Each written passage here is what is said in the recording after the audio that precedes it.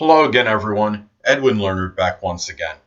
In this YouTube segment, I'm going to be giving you a review and critique of it's a cable channel and it's called Investigation Discovery. I should say it's actually a network, I guess. And the thing about this is this is a station I'm really enamored with and enthralled with because I really like to see stories about crime, not because I think crime is good or anything like that, because it gives you some insight a lot into the personalities of these people that commit them, and it lets you. I think a lot of the shows on this network, what they do is they often focus on, I guess you could say, how duplicitous a lot of people can be. They could put on their phony facade, so to speak, and look like Mr. Charming, Mr. Right, or Mrs. Right for that matter, and look like nobody's perfect, but really look like the ideal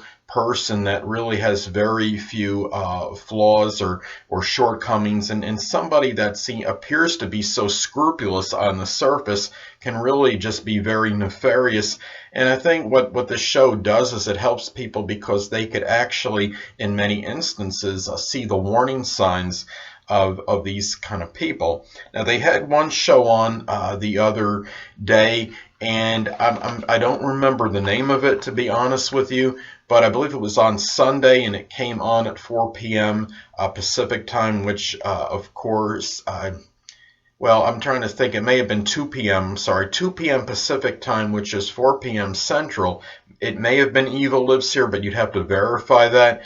But it focused on how this woman had a husband that had been accused of some crime, and I guess I don't know if she went through denial or something, but she could not believe it. She literally didn't believe it. She didn't think it was plausible at all. But as the episode gradually continued and her time with him progressed and moved forward, she was actually able to see that maybe he did perhaps commit this, and that he really was more of a nefarious person than she had ever anticipated.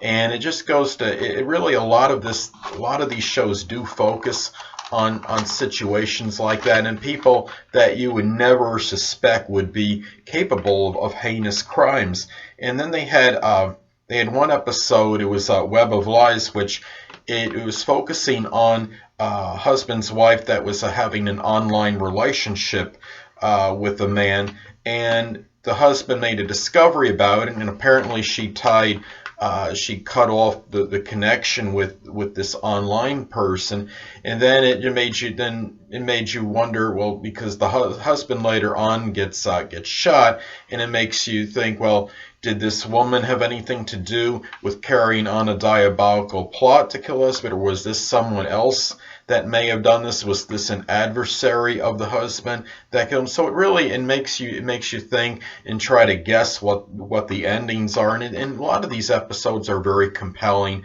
and very intriguing. If I'm not mistaken, they have Dateline episodes that you could see reruns on this show as well. And it really just gives you a wide divergence of television connected with real life crime incidents, and it shows it on TV in these reenactments and these portrayals, I guess you could say. And to me, it really does give a lot of it really does make you see how some of these people that you really don't think would ever have any chance of committing anything vile, anything that's really that would be hurtful toward anybody, anything out of malice. It lets you know that they can be capable of that, and that people. And really, then they had another episode, and I don't know if the show was Deadly Woman or if it was about something connected with trying to see if it's something with baby abductor or pregnant baby abductor. But there was an episode where it was about a woman that did not have a child yet. It's an unborn child, and she was abducted. And what happened was she wound up, a woman actually wanted to take the woman's child from her while it was still in her. And I mean, really, this opens your eyes and makes people that really might have been somewhat oblivious about these things really open your eyes to some of these things, just to the evil that some people are capable of doing, and things you'd actually have to say to believe. Well, I mean, you could see it in the actor portrayals and reenactments on these episodes. You could really see this, and then you have no choice but to believe it, because these are stories that are veracious and they are valid and true.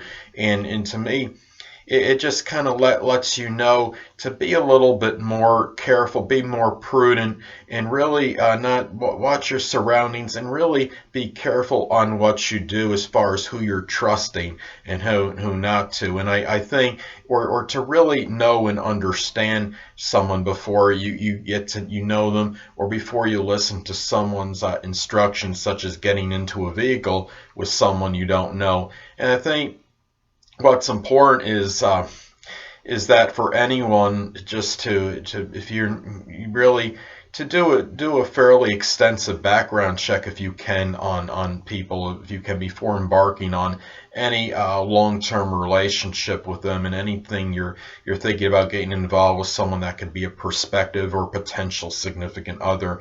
They do have, I believe, online websites that you can go to that may cost you a little something, but you can get some very strong, extensive background reports on some people. So it's something to consider, and it really, I think that this show does enable others to think about that and taking precautions before getting involved possibly with the wrong people. Well, anyway, people, that'll conclude this YouTube segment for my review slash critique of the Investigation Discovery Network. And until next time, people, Edwin Learnard saying, stay well.